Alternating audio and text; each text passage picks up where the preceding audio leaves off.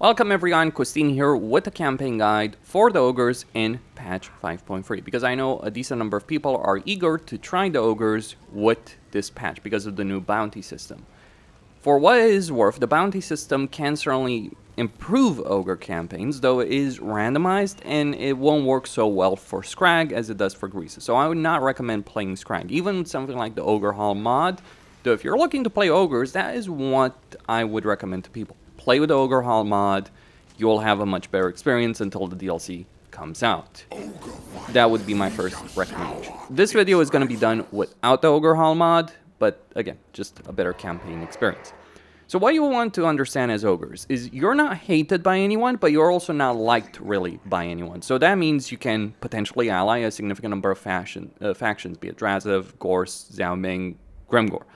Or you can end up at war with some of these, or all of them. The bigger problem in this campaign is Grimgor. The reason Grimgor is such a significant issue is that not only does he have a lot of armies, but he also has a good amount of quality to those armies. Grimgor himself in battle is one of the scariest bastards to deal with.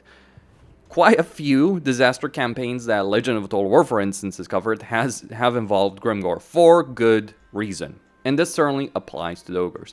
Gorse is also an issue, though he doesn't necessarily have the quality, but he certainly has the quantity. And because the way the vampire counts work as a race, unless you completely wipe him out, and certainly if you let him build up, you will be dealing with a monumental number of armies. So you want to avoid that.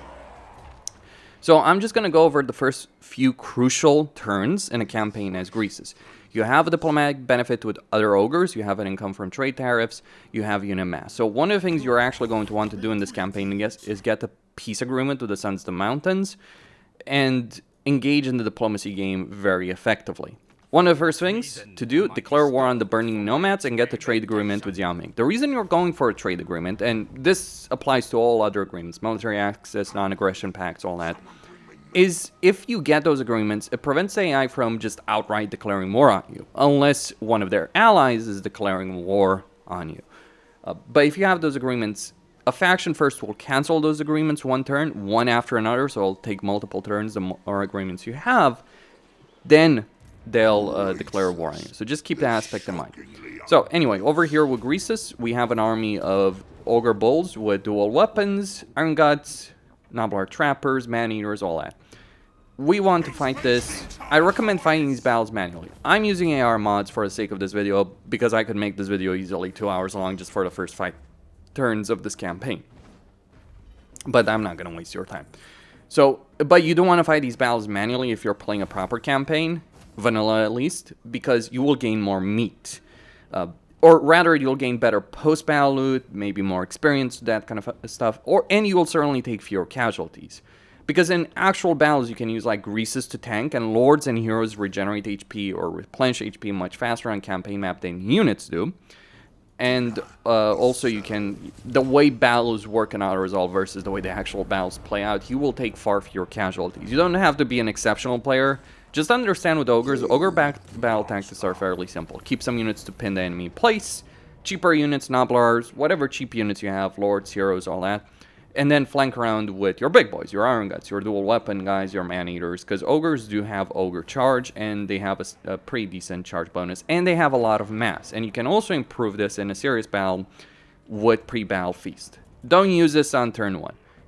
But yeah, just make sure you're actually fighting these battles manually. In particular, settlement battles are something I'd recommend because settlement battles will inflict significant more casualties on you if you're not using like an auto-resolve mod like me. Now, anyway, in terms of skills, you want to get a Root March or Inspiring Presence. You want the experience per turn. You want the campaign movement range, and that's what. And after that, you ignore both the blue and red skill line until you've gotten other things. For Greases, that means Stripe Stealer, Gold Tooth, Over Tyrant, and then saving up for camping, better camping, and the best camping for that extra camp limit, which you're certainly going to want to take advantage of. Get Fireball for your Fire Belly. You're going to want to unlock other skills. Now, because we want to deal with Gorse as quickly as possible, what I'm going to do is take advantage of the offer to the Grey Maw to get Fill Your Bellies in order to do global recruitment in a turn.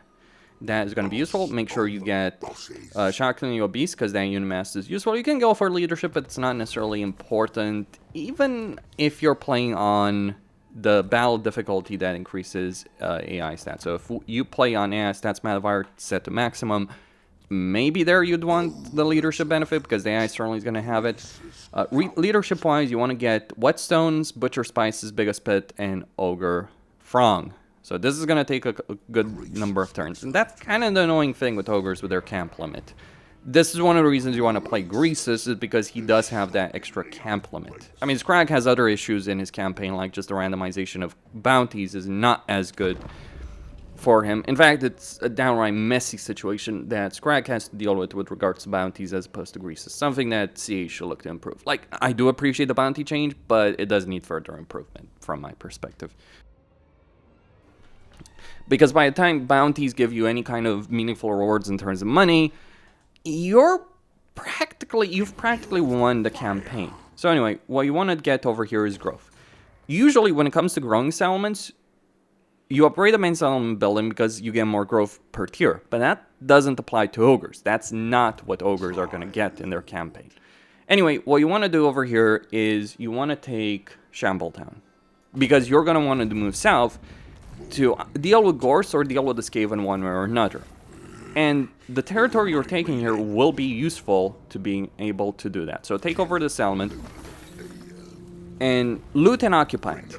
There is a chance you can get their barracks over here because they do have one, but even if you don't, just get some Noblars, merge some of these Noblars together. Like, don't be afraid of losing a Noblar or two over here because, like, yeah, again, they're just useless units.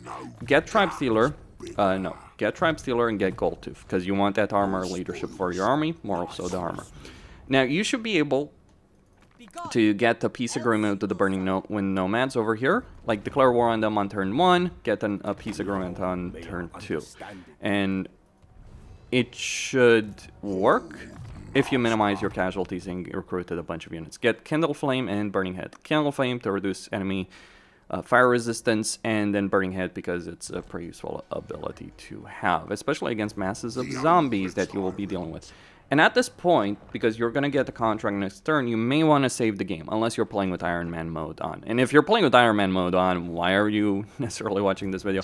But I would not play with Iron Man mode on. Though even with Iron Man, it's not... I believe you might be able to load the save. I haven't played with it since he gave us the option of not playing with it on, so like that's me. I play on Legendary, but I don't play with it on. It degrades your performance because you're auto-saving a lot over there. But anyway, you'll get a bounty on turn 3. And typically speaking, you'll get some bounty against Gorst or against the Skaven, or both at the same time. What you're really interested in, this will determine your campaign, is getting a bounty that gives you growth or dealing with either Skaven or Gorst. Didn't get it over here. So I'm just going to reload, play through that turn. Yes, the game auto-saves the turn. But make sure you just save, because don't rely on auto-saves for something as important as this, because it's not going to work out necessarily in every situation. So over here, we do want to reload, end the turn again, go through that end turn timer, but just understand that. So reloading, doing the turn, doing the end turn, we got the contracts we want. Now we have two different choices over here. We can either go for the Skaven or we can go for Napoli Gorge. We cannot do both. What I'm going to do over here is set up an ambush right here, then go to the Skaven, declare war on Gorst. Because I want to deal with Gorst. The downside of this particular approach is you won't encounter the Thunder Tusks as quickly as you could, because you're going to have to spend time dealing with Gorst. Now, if you want Gorst to attack you, you're going to have to give him bait. Specifically this guy, right here. But of course, that's going to cost us money, and there are factors that come into play with regards to that. So, and you can also get the peace agreement, military access, all these things over here.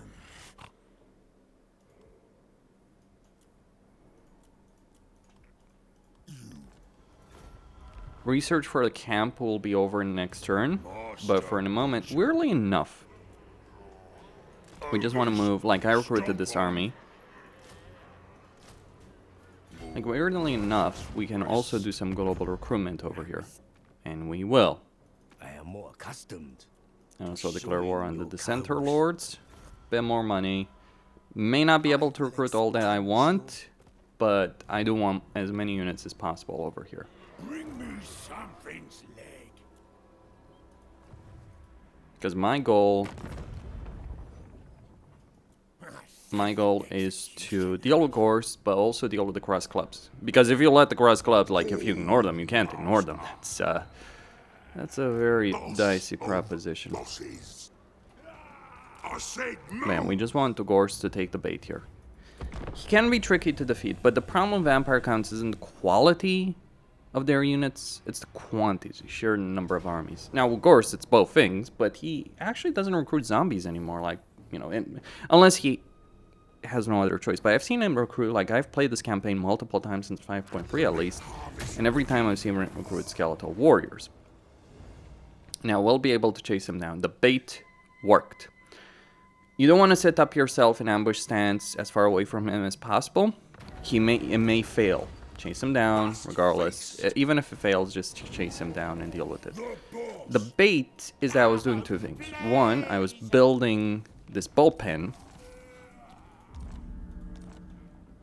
Two, I also had a Lord with some units in it. Now, over here, we're going to get that campaign movement range. We're going to set up more bait right here. We want to move right over here.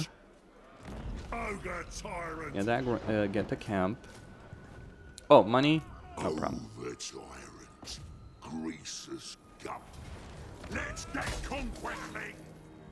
Make sure you always go for the post-battle option of meat. And fight as many of these battles as possible manually.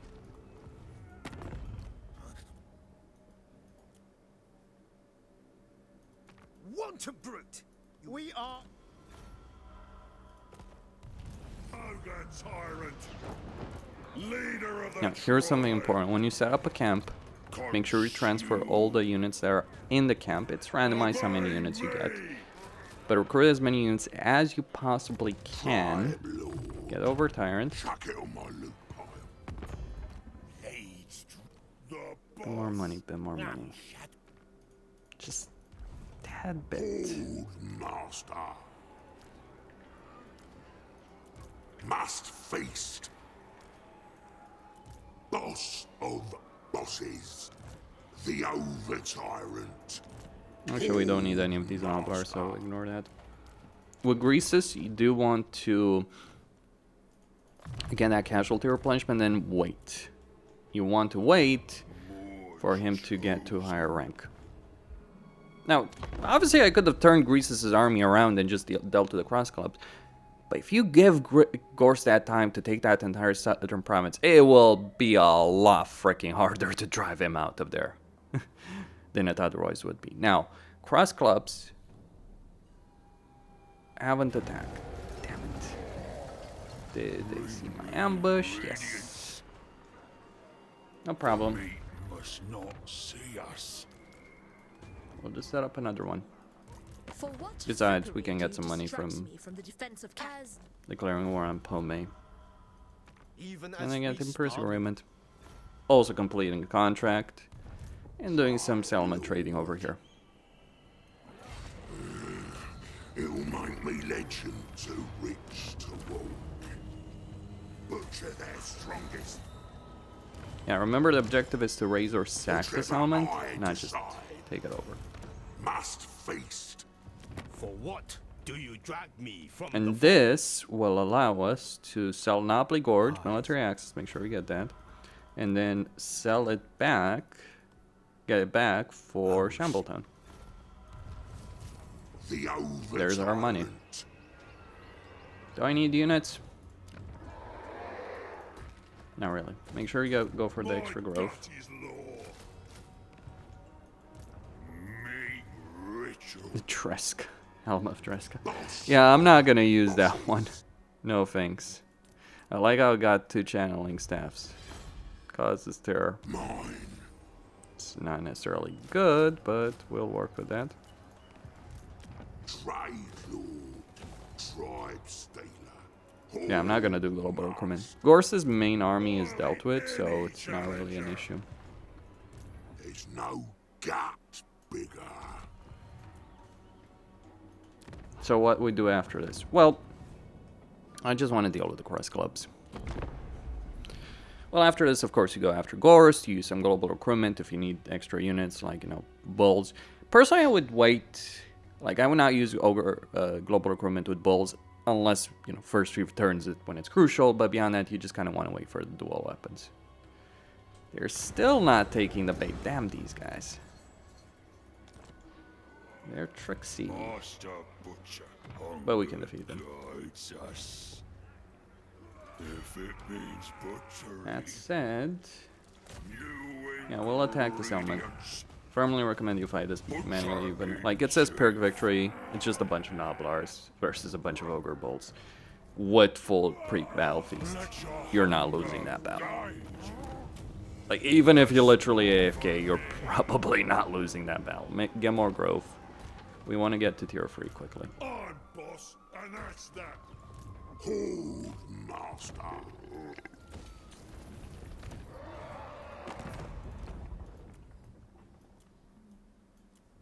The Godmouth. Don't make a peace agreement, Gorse. It will not last. And you're gonna be the one having to clean up that fucking mess.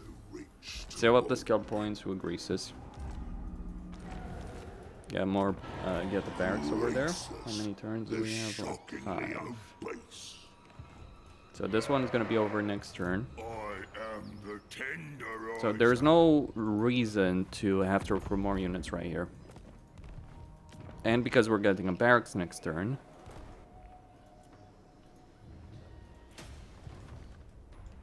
we'll be able to sell this one to Xiaoming for a defensive alliance. Also, when Kafan caravans show up, Imperial Wardens, River Lords, clear war on the factions they're at war with, or if you meet those factions first off, declare war on the Imperial Wardens, Jade Custodians maybe, and Eastern River Lords, because that will allow you to... Right, so cross clubs have been dealt with. Put in camp stands over here. We're marching north. Don't go all the way. I understand there are important matters to consider. You have a key. He's pursuing the caravan, and that gives me vision with the River Lords. Declare on village. Get the trade agreement. And now let's get some Ogre Bulls with dual weapons. Gets me what I want. And more Ogre Bulls with dual weapons. We can also use the commandment actually to increase local recruitment capacity. Oh, but money, Costin. What will you do about money? There are options. Not necessarily great ones. But as I said, you can declare war on various Kafan factions, minor ones. Don't declare war on the major ones. That will bite you in the ass. Yeah, those vampires are going to take a bit of a push to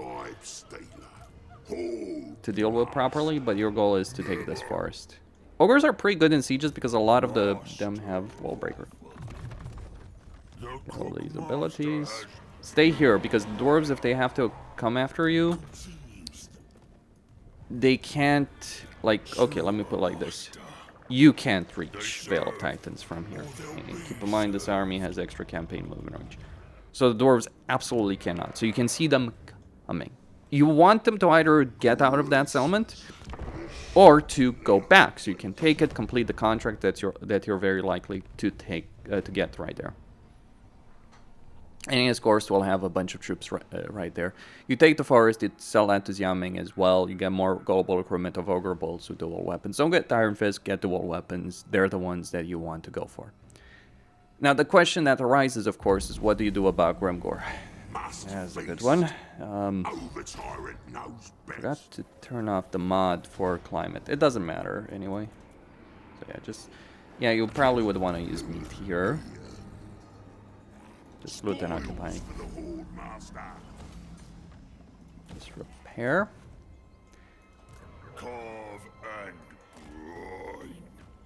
grind. Okay, here's how I'm going to do this. Conceal your mass. No way!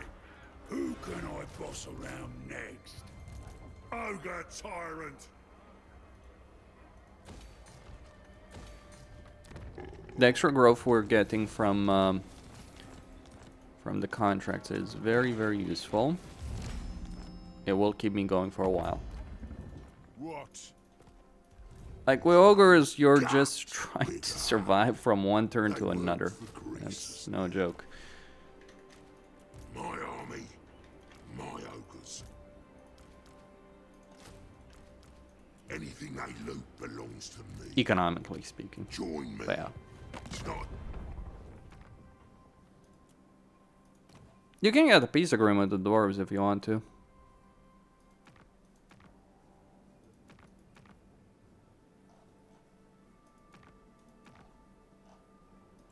Or I can cancel the global recruitment right there. Greetings, a compact. Or one of the camp buildings. Must feed the more. Let's cancel that one. Bring me ingredients.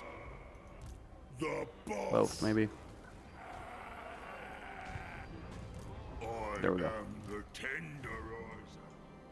It's just more important to get the units here for Greases than it is important to have a functioning economy. But you're on the clock.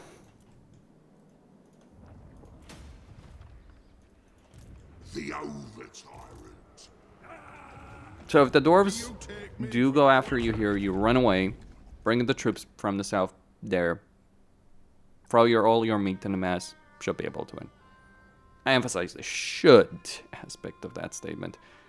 And Gorst is still alive because of freaking course he is. That's who he freaking is as a lord.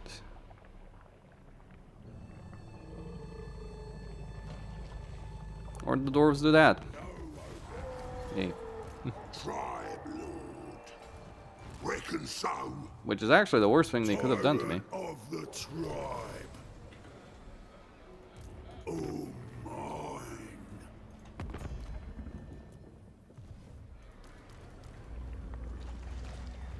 On the book.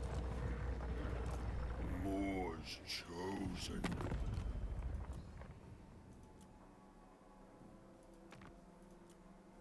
So how do you do in this kind of dynamic? My meat makes the tribes. Well, there's certain options, some greater than others. Some better than others. You have doubtless come to bet.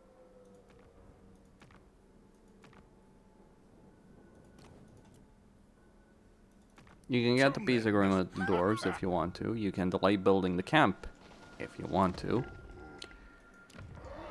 Or in this case, you can sell the Haunted Forest to Xiaoming. So long as He will never give you the full value of it, by the way, because he doesn't have the money. So, even though I built that barracks faster than I should have, he couldn't even give me the full value of it. So that just gives you the time you need to deal with that. Trade lord. Tribe stealer. Where the hell is Gorst, though?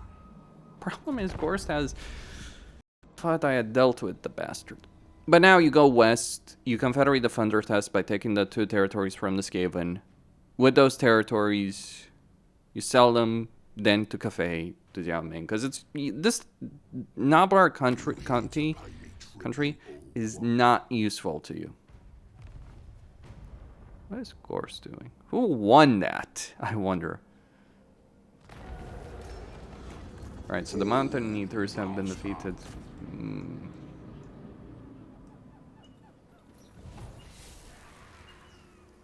Oh, so Gorst got destroyed, okay.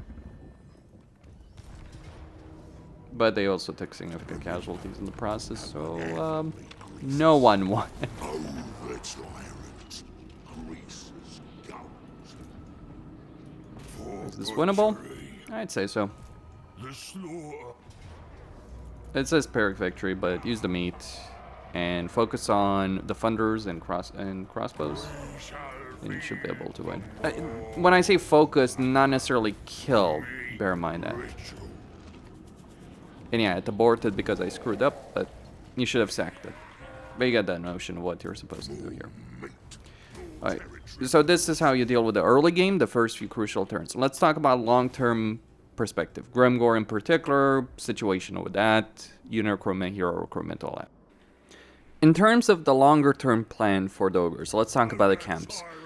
You want to get the Pack Cave in order to unlock Hunters and Gorger recruitment. Now, for Greases, you don't necessarily want to recruit a lot of Gorgers, though they are pretty strong units because they have Frenzy. So they're certainly better than Iron Guts in quite a few ways, though not quite as durable. So you may obviously want to get some Iron Guts as well. Keep in mind their Unbreakable situation is not great because they're units that die quickly, and because of Unbreakable, they will never rout. When units rout, chances are you can rescue them, so with Gorgers, you might lose them. And they're not so easy to recruit in terms of like how long it takes to recruit them, because it takes 2 turns.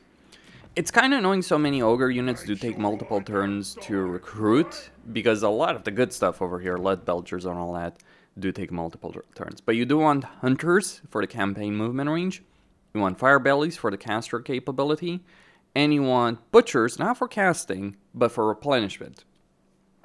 Casualty replenishment. So you want these 3 buildings, certainly. And obviously you start with a barrack, so upgrade that as well and get Iron Guts. And also get the cavalry building, because cavalry is pretty damn strong for Ogres. Not necessarily the best in every way, few entities, all that, but high durability, high damage, and cavalry with Wall Breaker is absurd. Also, fun fact, Lead Belchers also have Wall Breaker. Having an artillery unit that can use their melee weapons to break down walls is ridiculously strong. Longer term, of course, every unit recruitment like Stonehorn, even Man-Eaters. Now, I would not get regular Man-Eaters, though that recruit rank the building offers is nice enough. But once you get to tier 5, that's when you may want to get Man-Eaters. Or once you're starting to get to tier 5, start getting this barracks. Because Man-Eaters with great weapons and Man-Eaters with Ogre pistols certainly worth recruiting. Iron Fists, not necessarily so much. Regular Man-Eaters, not necessarily so much. But absolutely Man-Eaters with great weapons, because of their anti-large benefit, their armor-piercing damage, and their just sheer stats make them useful. Like Iron Guts obviously will always be very, very durable, but Man-Eaters can do a lot of damage in quite a few situations. Like, Iron Guts could be the mainstay or the line holders of your army. Other units are, focused on charging or providing artillery support, all that. You don't need more than 1 camp to recruit these units. Other camps should be focused more so on increasing hero capacity and economic benefits, not necessarily all the unit recruitment benefits that you do have. Because you can always recruit a Lord over here to, send a full stack. Now, what do you want to do with your armies? Like, once you deal with the South, like, once you deal with Gorst, once you deal with the Skaven, depends on what you're doing. You can deal with the Skaven first, or you can deal with Gorst first. But regardless of how you deal with the situation, once you dealt with this, you should be able to confederate the Thunder Tusks shortly after you encounter them, because they typically will end up in a war with Drasov. Now, Drasov won't easily declare war on you. In fact, I think the Thunder Tusks are the one that declare war on him suicidally, so. So confederate them. Deal with Kugaf. The reason you want to deal with Kugaf, partly because you're allied with Zamying, it won't last, so Kugaf won't leave you alone. But he's easy to deal with. He might have 1 or 2 powerful armies, but he will not be able to replenish them. Like, that's the nightmare with Grimgor. He not only has a lot of powerful armies, but each army is powerful. But the thing about this particular territory, there's various resource buildings over here, and they can offer you, like, there's free resource buildings, like the Special Port, the Herb Garden, as well, with all those bundles, and yes, Timber Protection, which also gives you money. Trading income, trade resources for Ogres are a way to make money. Now, your army in the north can take Shenyang if you want to sell that to Xiaming, or you can move over north to the Vale of Titans, though it's a tricky situation. You should be able to expect that you're not going to take the Bone Road before Grimgor takes it. In this case, he actually left the Ancient Giant Lands alone. I had to sell Carcassonne to him so he would join the war against Zaytan the Black. who I've been at war with. Like, Zaytan's been marching this army over here towards me, and I'm like, and other armies as well, I'm sure. And I just like, hey, Grimgor, you want Karakazorn if you beat the Castorps? Also, I provoked a war between Grimgor and Zarnagrun, so keeping Grimgor busy is the key here. Like, you can fight and win him, but that just gives other opponents more time. Like, you want to deal with the south. If you can take the south before Grimgor goes to war against you, you should be able to concentrate your force and defeat him. But even then, the territory Grimgor has, his core region over here in Gashkrodrak, is not really worth it. Firemouth is worth it, but if you have to sacrifice Firemouth to have a peace agreement with Grimgor, it's worth making that sacrifice, even if you're losing 700 hero crew rank for fire bellies and one capacity. And so what I did instead here, what I recommend you do is you deal with the situation north, get some stabilization of the situation. Like over here, I even had an alliance with Grimgor. He broke it. Yeah, he's not a reliable ally. But he's at war with Zaytan, he's at war with Zarnagrund, and I'll be able to sell more territory. Grimgor will give you a lot of money for territory, because he has a lot of money. Like, Greenskin money in a campaign is ridiculous. So Greece has dealt with the situation south, my other army dealt with the situation in the north, and now I'm merging these together to deal with Drazov. Like, I've taken the Black Fortress. Drazov ended up at war with Rictus and Emmerich. That is fairly common. Very, very common. So merge these armies, deal with the situation, march on Zarnagrund. You take Zarnagrund, you sell it to Grimgor, barracks multiple military buildings. That should be enough to get a permanent alliance with him. And after that, do whatever. You've won the campaign. Like, if you don't get crushed by Grimgor, or if you deal with the issues in the south before Grimgor marches on you, you've won the campaign. Everything else is just, you know, grinding for victory situations. Tamarkan might even come from the north to help you deal with Grimgor, though in this case, don't rely on that. Never rely on Tamarkan saving your ass against Grimgor. That is a way to lose your campaign.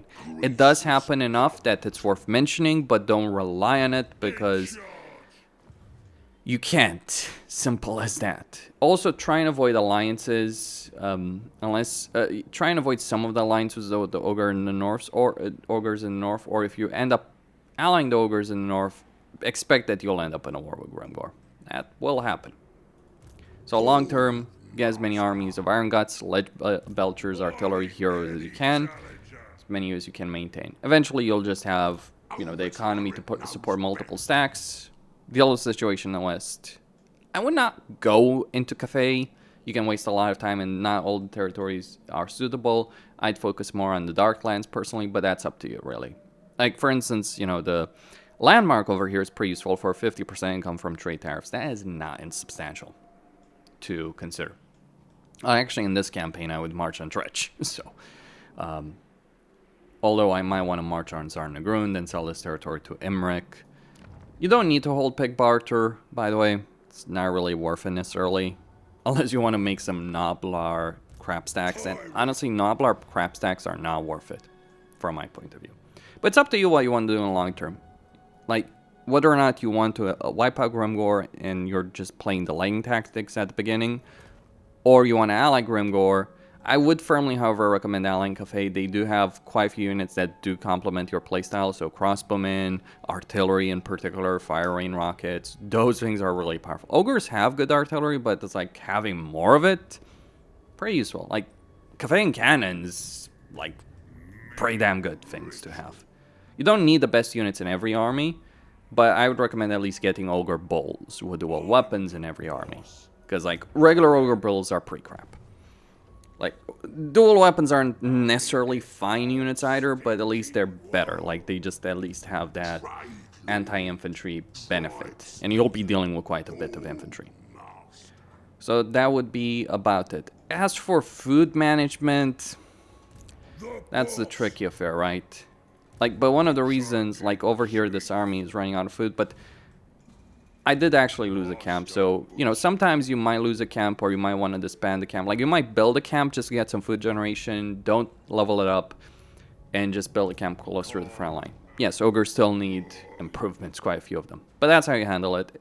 Most important aspect is handling those first couple of turns with Gorst, getting that growth contract either against the Skaven or Gorst, then dealing with other, then dealing with Grimgor one way or another. You can't ignore him.